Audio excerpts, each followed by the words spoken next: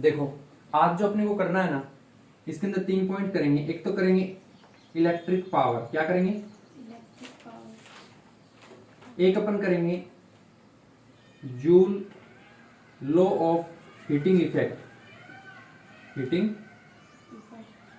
एक अपन करेंगे comparison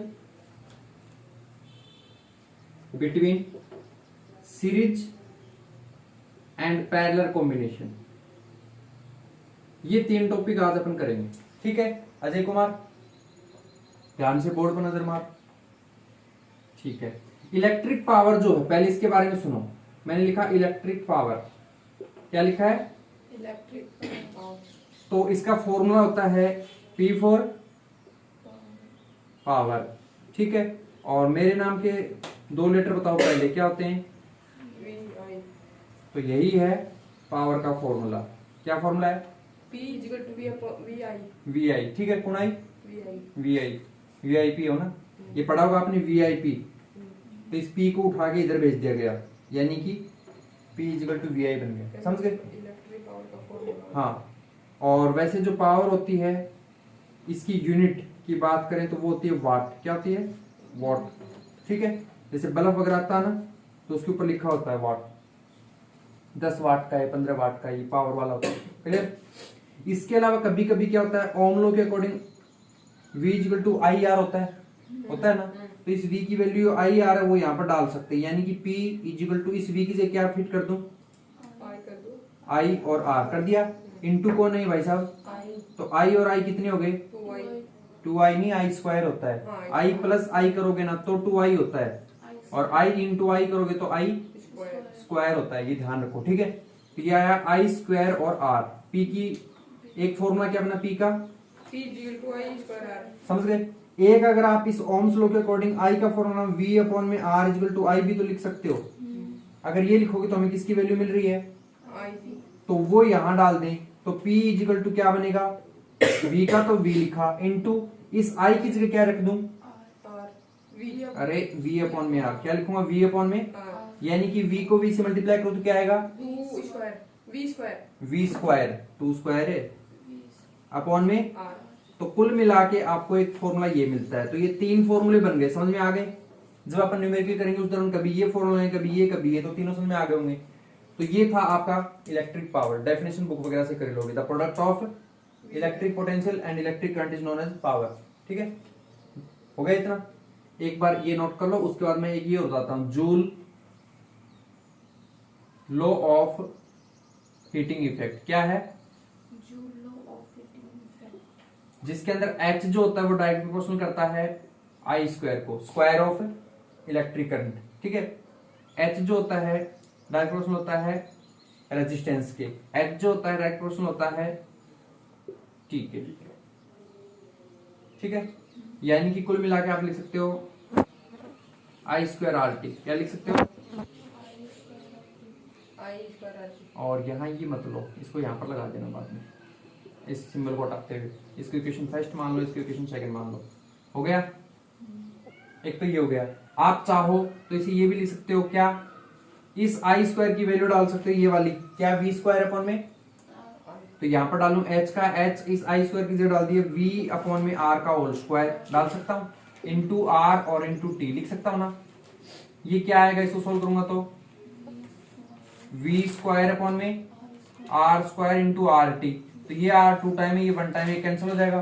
simple V square T upon में R, ये भी आ सकता है। क्लियर? बोलो।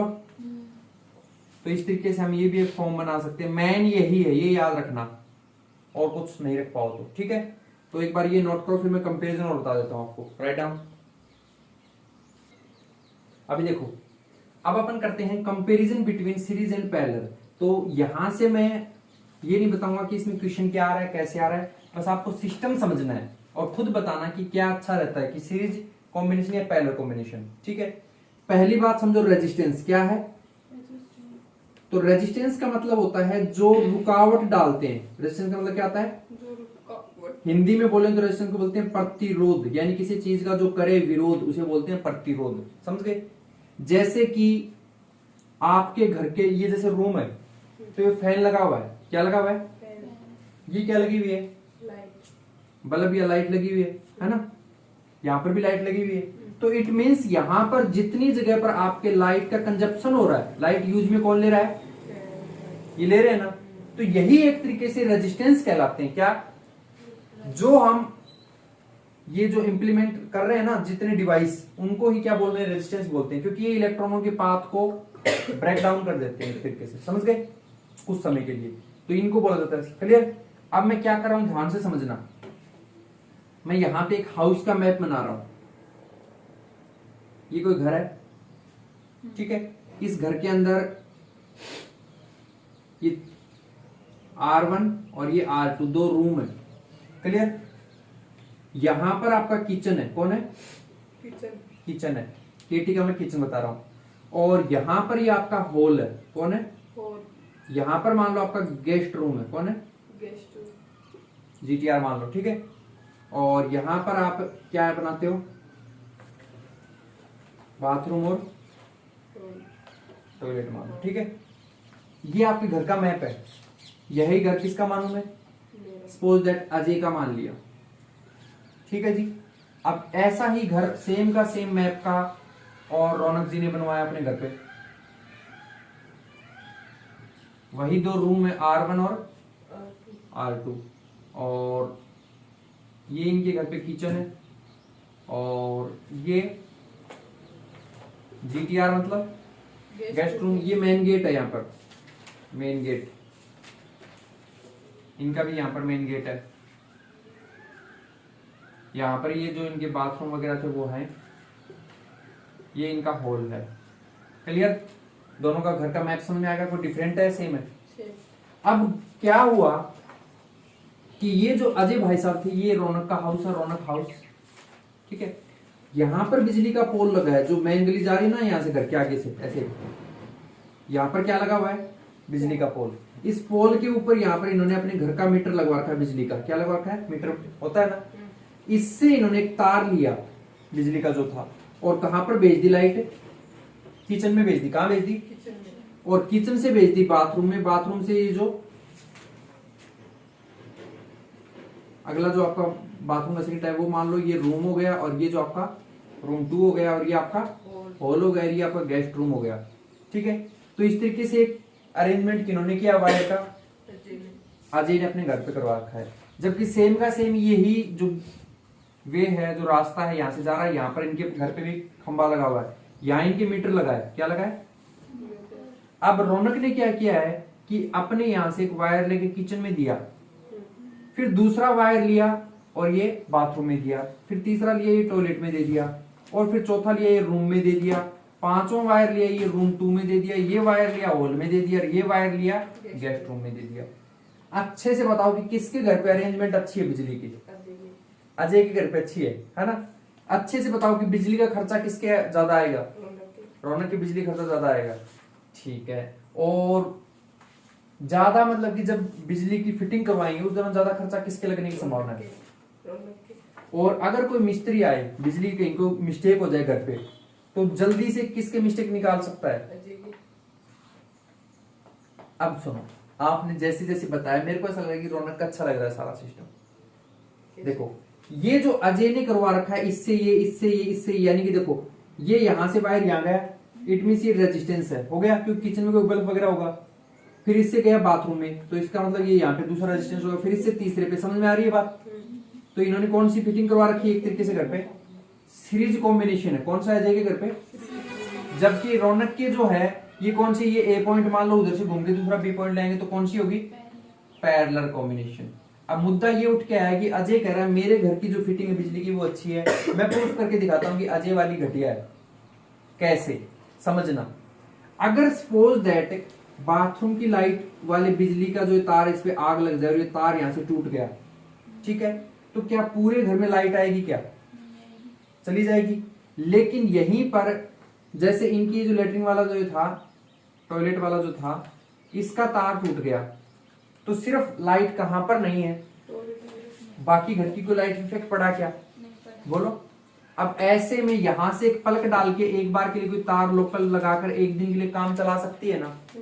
मिस्त्री जो आएगा, मैकेनिक जो आएगा, उसको पता है कि मुझे कौन से वायर को चेक करना है, सिर्फ टॉयलेट वाले वायर को चेक करना है। और तेरे घर में कैसे पता कि यहीं पे जला तो यहां से टूट गया कहीं और टूट गया? किसको ज्यादा वक्त लगने की संभावना है? मेरे वाले को। समझ में आ रही बात? तो पहला पॉइंट क्या उठकर आया? लाइट का आया सिस्टम कि ज्यादा परेशानी किसको झेलनी पड़ेगी, प्रॉब्लम फेस कौन करेगा? लाइट प्रॉब्लम अजय को ज्यादा प्रॉब्लम फेस करनी पड़ती है, सीरीज कॉम्बिनेशन वाले को ज्यादा प्रॉब्लम फेस करनी पड़ती है। दूसरा बात करें एक्सपेंसिव, क्या बात कर रहे हैं? यानी कि खर्चा किसको लग रहा है बिजली का ज्यादा? तो समझो अजय इस रूम के अंदर एक तो चलाता है फैन, क्या चलाता है? एक चलाता है एसी, ठीक है, और एक चलाता है एलईडी टीवी जो है वो, कभी कभी प्रेस भी करता है, आयरन भी। तो इट मींस ये जो वायर लगवाएगा मोटा लगवाएगा पतला लगवाएगा? मोटा ही लगवाना पड़ेगा क्योंकि इतना सारा लोड देगा इसके ऊपर। बोलो, नहीं समझे क्या? और जबकि बाथरूम के अंदर ओनली एक बल्ब ही तो लगाएगा, यही तो करेगा, इतना ही तो काम करना है इसमें। तो यहां पर अगर ये हल्का तार लगा देता है और जो यहां पर इतने सारे लोड डालेगा तो ये अक्सर ये वायर टूटेगा, जलेगा या नहीं जलेगा? जलेगा ना, क्योंकि लोड तो इक्वल पड़ेगा करंट का, है ना। तो इट मींस इसको पूरे घर का जो वायर है वो सपोज मान लो 50 रुपए मीटर वाले के हिसाब से लगवा रहा है। कौन से वायर का? अजय के घर पे। तो कुल मिला के 50 रुपए अगर 1 मीटर का लग रहा है और इसको मान लो 1000 मीटर लगवाना है वायर, तो कितने रुपए का खर्चा आ रहा है? 50,000 का। कितने का आ रहा है? 50,000 रुपए का खर्चा आ रहा है ना। लेकिन रौनक को पता है कि मेरे इस रूम के अंदर ये इतनी चीजें चलेंगी, तो ये स्पेशल यही वाला वायर लेके आएगी, और जो कि मान लो कि 50 मीटर लंबा है। कितना है? समझ रहे हो? और ये जो वायर लेके आ रही वो 50 रुपए वाला नहीं लेके आ रही, ये यहां पर लेके आ रही है 200 रुपए वाला वायर लेके आ रही है। देखो वायर आपका महंगा है कि इसका महंगा है? आपका 50 रुपए का 1 मीटर आ रहा है, इसका 200 रुपए में 1 मीटर आ रहा है। किसका महंगा हुआ? रौनक का महंगा हुआ ना। यानी 10,000 का वायर तो इसने यहीं पर लगा दिया, और जबकि आपने यहां पर कितना लगा दिया? 50,000 का पूरे घर के अंदर। और जबकि इसने एक रूम पे कितना खर्चा कर दिया? 10,000 का कर दिया। अब यहाँ जो वायर ला रही है ये वाले, इसमें लोड कम है, सिर्फ बल्ब ही तो जलाना है ना। ये मान लो कि सपोज दैट मान लो ये 100 मीटर है दोनों के दोनों, ठीक है। और ये ला रही यहाँ पर 10 रुपए पर मीटर वाला वायर ले आई, तो कितने कितने रुपए बनेंगे? 1000 और 1000 2000 रुपए तो बनेंगे। 10,000 का वायर यहाँ लगवा दिया, 2000 का यहाँ लगवा दिया, 10,000 का इसमें लगवा दिया इधर वाले रूम पे भी, तो कितने हो गए टोटल? 22,000 हो गए ना, है ना। और जबकि आपके घर पे 50,000 का है और यहाँ पर गेस्ट रूम में भी मान लो यही 10,000 वाला लगवा दे, तो कुल मिला के इसका 32 या 35,000 रुपए में पूरे घर का वायर अरेंज होगा कि नहीं हो गया? और इसके खर्चा कमाने की संभावना या नहीं है? तो एक्सपेंसिव कौन है बोलो? एक्सपेंसिव ज्यादा ये है, महंगा ज्यादा इसमें लगा हुआ है। समझ गए? अगर ये हल्का लगवाएगा तो बार बार मिस्त्रियों को बुलाएगा, मैकेनिक को बुलाएगा, खर्चा उतना ही बैठ जाएगा। समझ में आ रही बात? तो एक्सपेंसिव के अंदर भी ये होता है, समझ रहे हो? तो क्वेश्चन जब भी आपसे पूछा जाएगा कि हमारे घरों में जो बिजली का अरेंजमेंट होता है, बिजली की जो फिटिंग होती है, वो कौन से कॉम्बिनेशन होती है, सीरीज में या पैरेलल में? हमारे पैरेलल में होती है। कौन सी होती है? पैरेलल में होती है, ठीक है। हमेशा घरों में फिटिंग कौन सी होती है?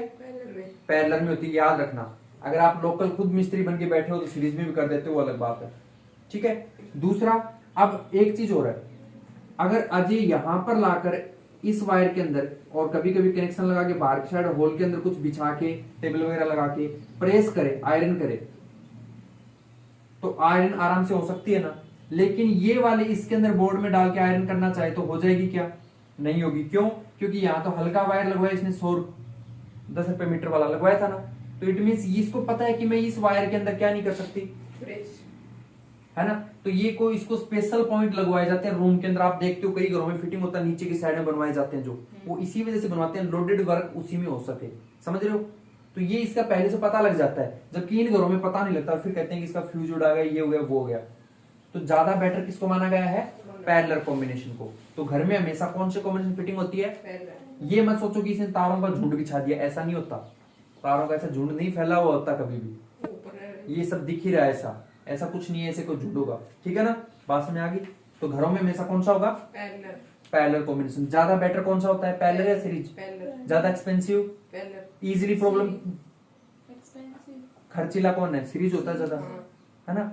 और इसके अलावा इजीली मतलब अपन भी अगर कभी चाहें किसी प्रॉब्लम को फेस करेंगे, बिजली जैसे मान लो कि मौसम खराब है, बिजली कड़क रही है, बारिश आ रही है, तो उस दौरान आपके घर पे अगर कोई लाइट चली जाएगी तो पूरे घर की इसमें जाने की संभावना है, इसमें जाने की? उसमें। सीरीज वाले में ना। और मान लो बारिश खूब हो रखी है तेज और रास्ते में पानी भरा होता है, ऐसे में मिस्त्री भी नहीं आएगा, मैकेनिक भी नहीं आएगा, तो प्रॉब्लम आप फेस कर पाओगे या ये कर पाएगा? अब मेकअप होगा ना 2-3 दिन का अंधेरा फिर। तो इसलिए घरों में पैरेलल कॉम्बिनेशन अच्छा माना जाता है। ये दिखने में लग रहा है कि एक्सपेंसिव भी होगा, तारों को बखेर रखा, करंट भी ज्यादा लगने, ऐसा कुछ नहीं है, ठीक है।